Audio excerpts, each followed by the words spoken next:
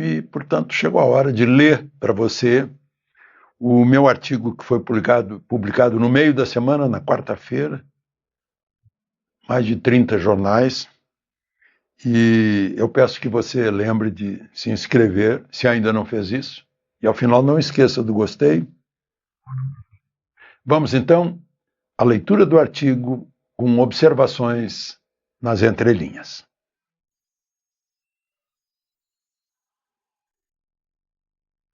O título é Povo Independente. Óbvio que eu estou falando sobre a Semana da Pátria.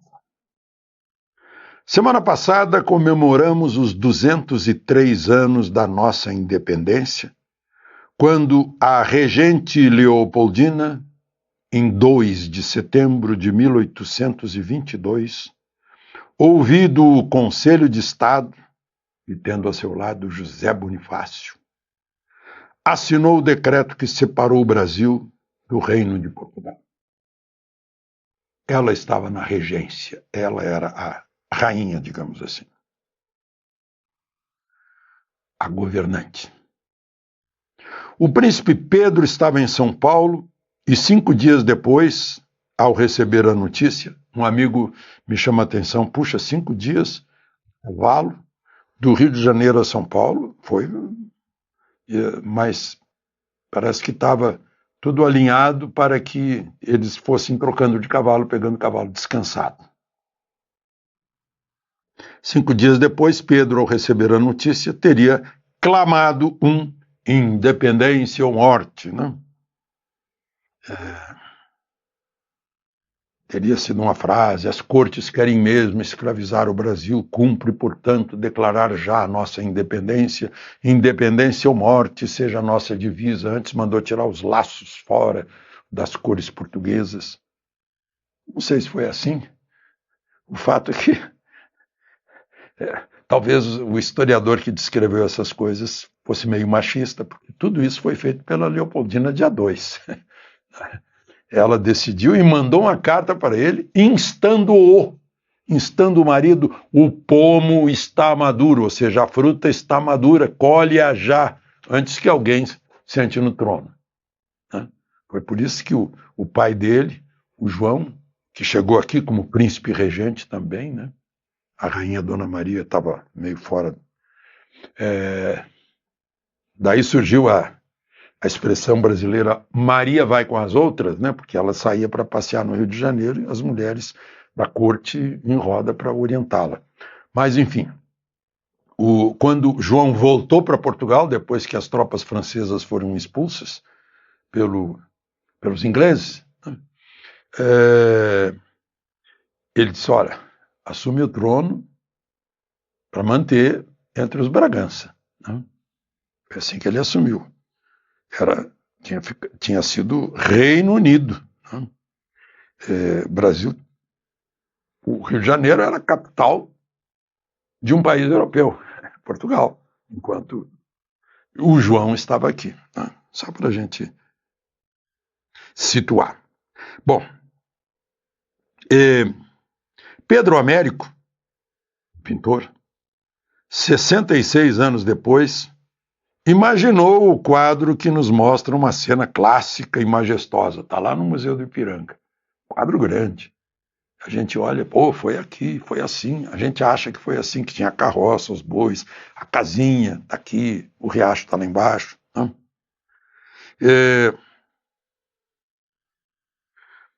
E aí, em 1972, o grito foi autenticado, carimbado no cartório do Tarcísio Meira. Ele era o Pedro. No filme de Aníbal Massaini e o Carlos Coimbra. O movimento feminista perdeu essa, porque poderia, se fosse sério, né, se não fosse puramente político e tal, mostraria que foi uma mulher que proclamou a independência do Brasil, que deu a independência ao Brasil. Mas aí, assim, uma mulher burguesa, da realeza austríaca, dos Habsburgo e Lorena, não, né? Contraria todos os princípios de Lenin e de Trotsky, abaixo a burguesia, viva o proletariado, não dava, né? Ai, meu Deus. Ou talvez porque já tínhamos a mania de dar mais importância à propaganda que ao fato em si. O fato aconteceu no Rio de Janeiro, não foi em São Paulo. Os paulistas ganharam o local da independência, mas foi no Rio, lá no Palácio São Cristóvão, que virou museu e que pegou fogo por desleixo nosso. Nosso não, da universidade que cuida. Ninguém é responsabilizado. Ou talvez porque o historiador acredita que a espada é mais forte que a caneta. Caneta nas mãos de Leopoldina e a espada na mão de Pedro, né? Que só virou primeiro depois que teve o segundo, né? Enquanto ele era Pedro. E agora ele virou Pedro IV, já teve 3 antes dele. Bom, está lá no Rossio, em cima de um obelisco.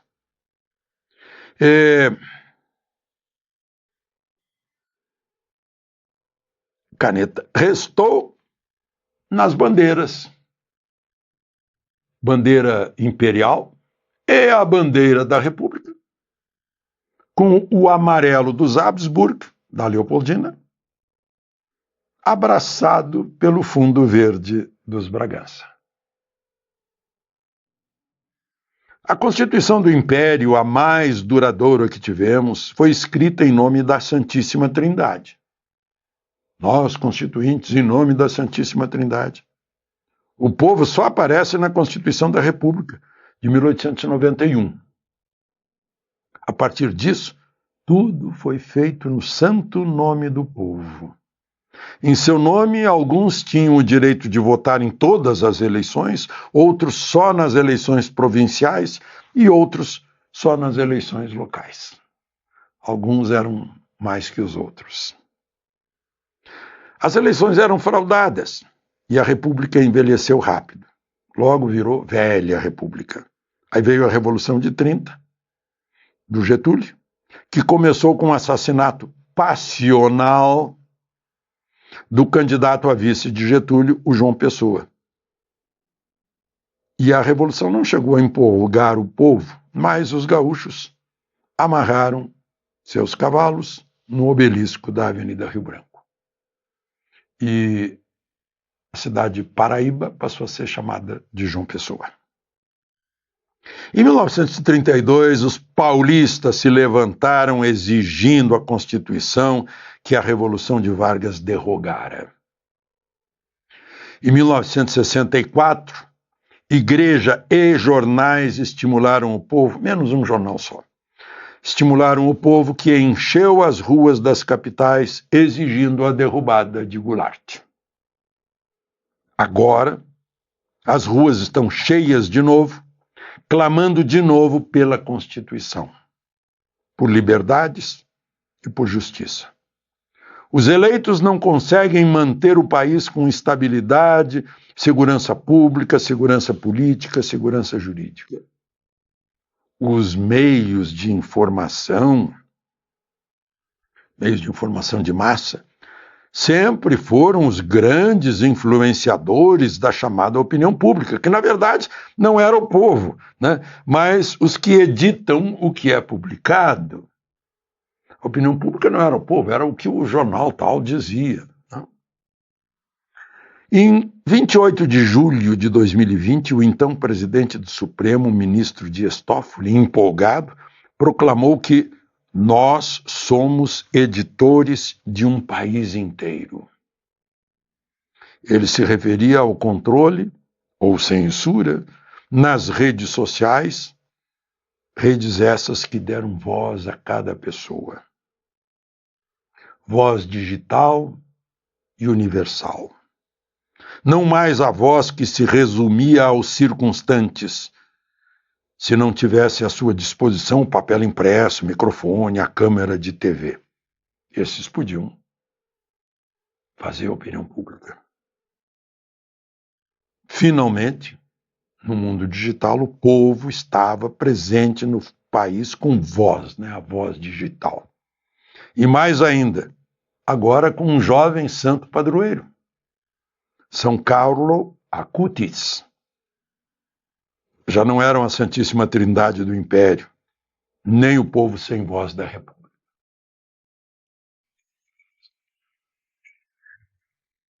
Que imperou nesses dias lá no Nepal, foi bloqueada. E aí o jovem povo da geração Z se rebelou em busca de liberdade.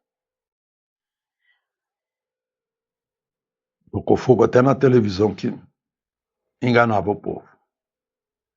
A geração Z, os que já nasceram na era digital, levantaram-se contra o governo esquerdista do Nepal que quis calar suas vozes digitais que denunciavam corrupção.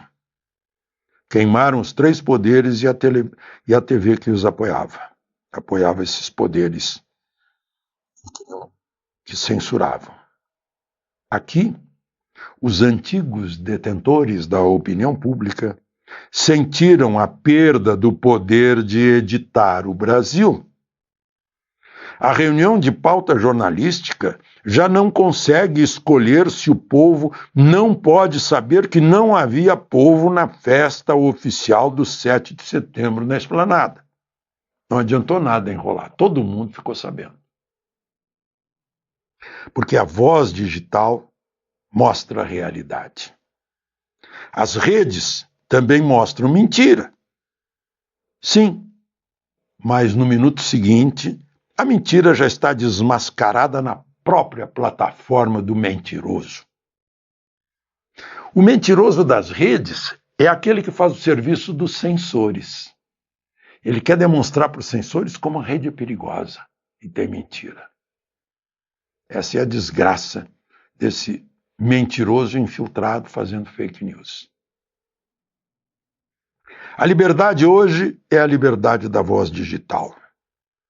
O presidente, no discurso do 6 de setembro, reforçou sua teimosia em censurar as redes para proteger as crianças, evitar racismo, ódio, pedofilia, golpes. Só que já existe o Estatuto da Criança e do Adolescente e o Código Penal. Não precisa mais nada. São eficazes para conter crimes nas redes e ensejar indenizações. E para expor o desejo da censura política que contraria os artigos 5 e 220 da Constituição. Melhor levar democracia a sério, porque a origem do poder acompanha os fatos e as atitudes de seus servidores no Estado brasileiro. Todos os que estão no Estado brasileiro são servidores da nação brasileira, que é o povo. De Brasília, Alexandre Garcia.